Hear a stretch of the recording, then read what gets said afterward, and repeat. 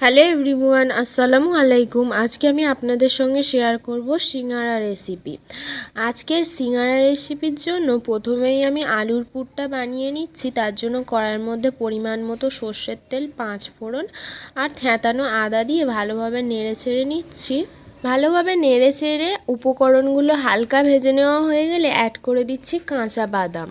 বাদামটা দিয়ে একটু নেড়ে চেড়ে অ্যাড করে দিচ্ছি পেঁয়াজ কুচি আর দিয়ে দিচ্ছি শুকনো লঙ্কা। এখন সমস্ত কিছু আবারও একটু নেড়েচেড়ে ভালোভাবে ভেজে নিচ্ছি।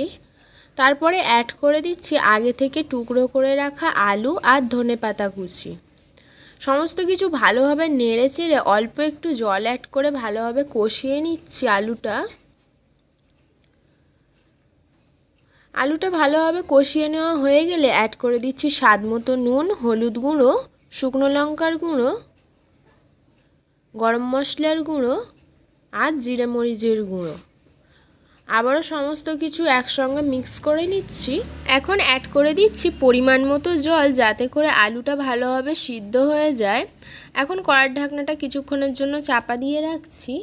কিছুক্ষণ পর কড়ার ঢাকনাটা খুলে চেক করে নিচ্ছি আলুগুলো সিদ্ধ হয়েছে কি না। সমস্ত আলু ভালোভাবে সিদ্ধ হয়ে গেছে। এখন আমি খুন্তির সাহায্যে আলুগুলো একটু ভেঙে নিচ্ছি। তারপরে অ্যাড করে দিচ্ছি অল্প একটু চিনি। এটা অপশনাল, আপনারা চাইলে দিতেও পারেন অথবা নাও দিতে পারেন।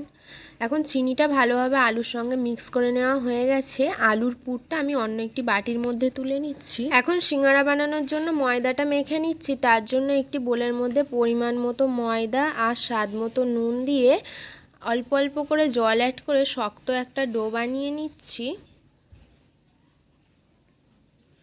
ময়দার ডোটা বানিয়ে নেওয়া হয়ে গেছে। দেখুন শক্ত করে বানিয়ে নিয়েছি। এখন লেচি কেটে নিচ্ছি ময়দার ডো থেকে। একটা লেচি নিয়ে বেলে নিচ্ছি আমি।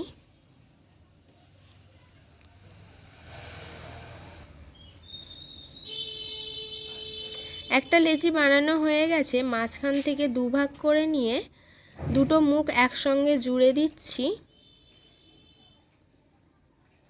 তারপরে সিঙ্গারার মধ্যে আলুর পুর ভরে দিচ্ছি।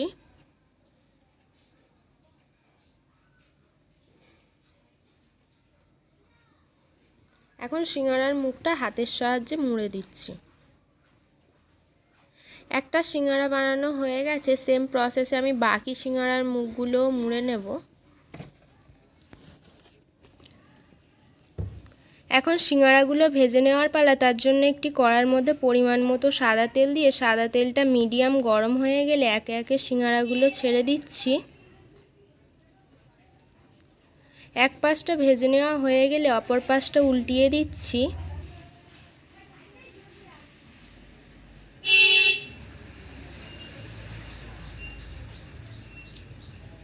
ভালোভাবে উল্টে পাল্টে সমস্ত সিঙ্গারা ভেজে নেওয়া হয়ে গেছে। এখন আমি একটি প্লেটের মধ্যে সিঙ্গারাগুলো তুলে নিচ্ছি।